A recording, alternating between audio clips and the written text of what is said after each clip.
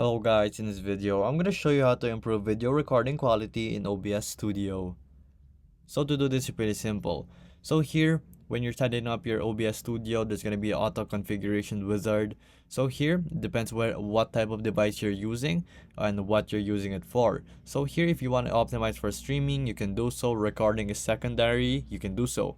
So unlike me, I do recording and I will not be streaming. You can select this option right here. So you press next.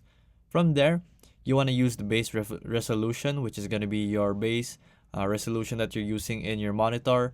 So here, the FPS, I want it either 60 or 30, but prefer a higher solution. So here, I want it 60 and just 60 only.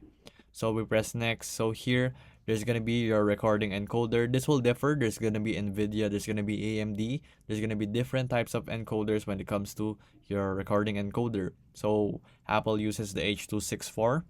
So from there, you want to apply the settings. So now, basically, you have one of the best settings right here. So if you actually want to start more tweaking this, so here in your video, you want to change the aspect ratio to your screen ratio and your output scale resolution. You can do so right here. You can also change the audio. You can change the sample rate to 48 kilohertz, which is higher, and you want it always in stereo. So there's gonna be different audio devices depending on what audio devices you're trying to use.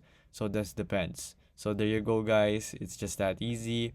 So here you also have your color space. So if you want color grading, you can choose sRGB, Rec 709, and many much more. You also have your color format. So you want to do more research on this depending on what color format you have. Your SDR levels will be 300 nits. And that's pretty normal for this. So you want to disable macOS VSync and reset macOS VSync on exit if you're using a macOS, and there you go.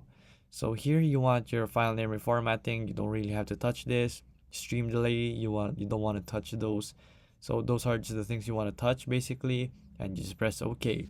So there you go, guys. If this video was helpful, please hit the like button and don't forget to subscribe.